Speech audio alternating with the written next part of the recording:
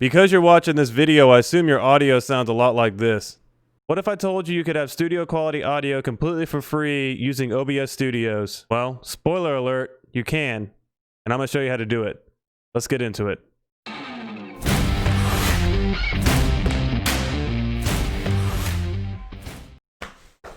Oh. Hey, what's going on, guys? Max here, your gaming and streaming veteran. I mean, look at the new branding. You can see that I'm obviously the veteran of all things streaming and gaming apparently now. So in today's video, we're going to go ahead and get rid of that Ninja Turtle quality audio that you have. Ninja Turtle quality audio, Steve? Really?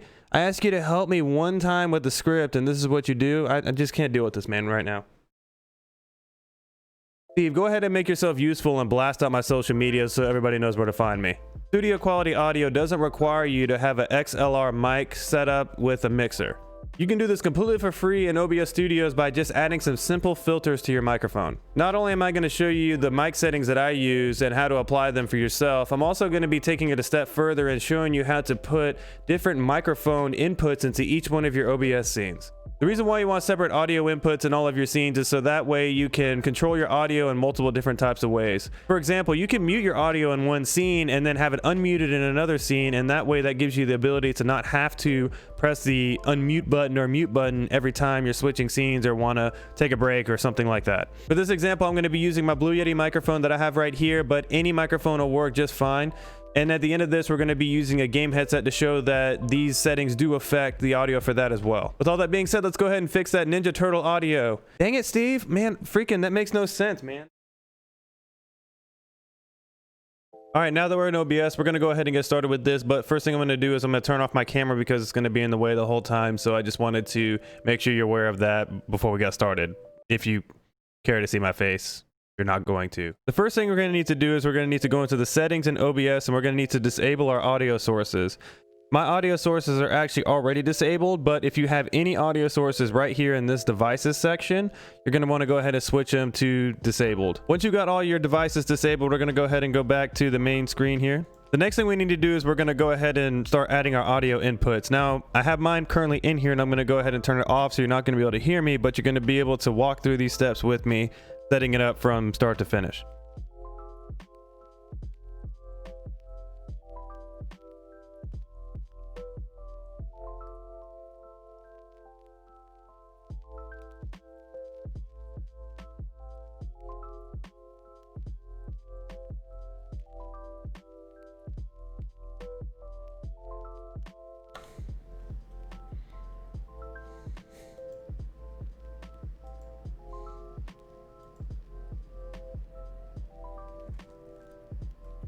All right, so I should sound like a potato now, and it should be mainly spiking up. So I apologize if the audio sounds even worse now, but we're going to go ahead and start applying our filters now. So the filters are super easy to add in. We're going to go ahead and press the cog wheel here, and we're going to go into the filters. Okay, so now that we're in filters, we're going to go ahead and press the plus sign, and that's going to be able to apply our first filter. The first one we're going to add is called a compressor.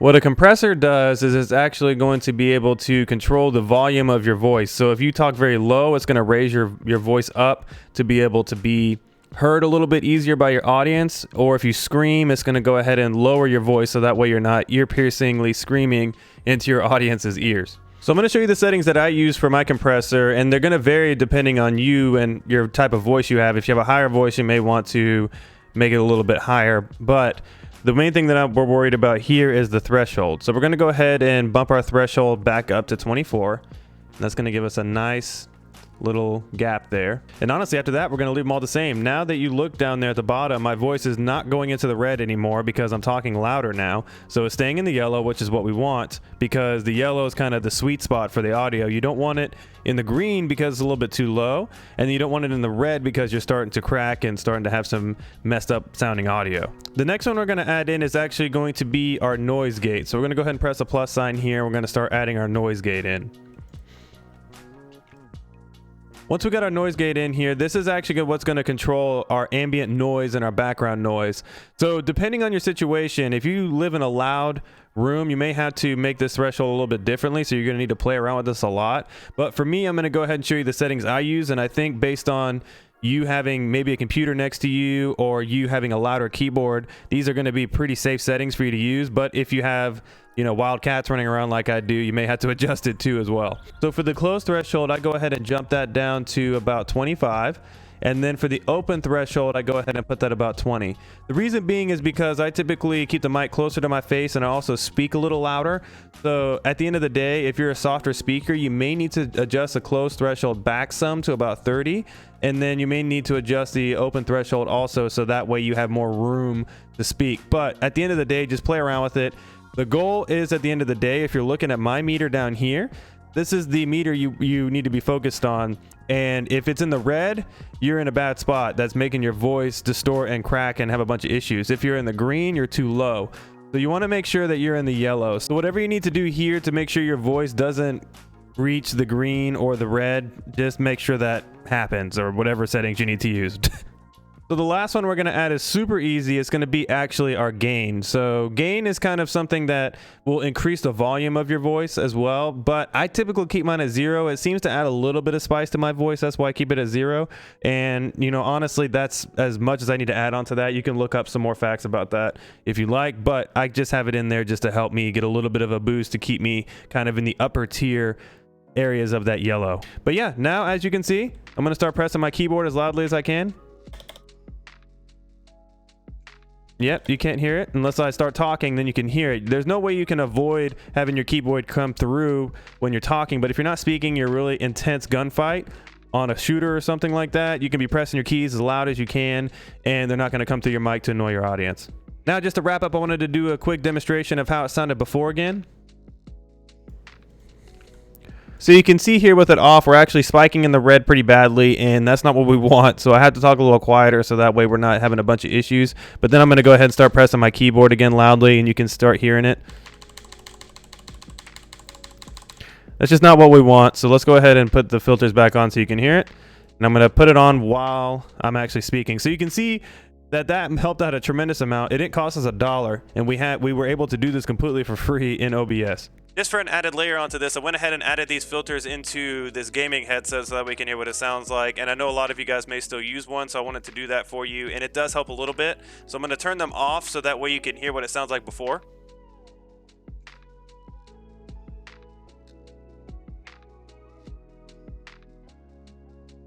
Okay, so this is what the microphone sounds like before. I'm going to turn it back on so you can hear it again.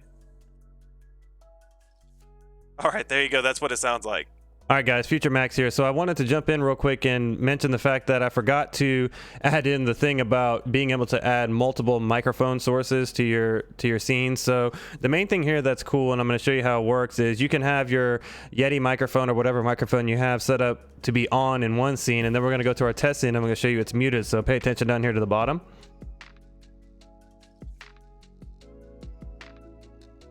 So the main reason why that's a really cool feature is the fact that you can do that with whatever scenes you want. So if you have a starting soon screen or a be right back screen, you can have those muted, but you still want the audio sources there just in case you want to unmute them. But when you're switching scenes, you're not having to manually do it every time.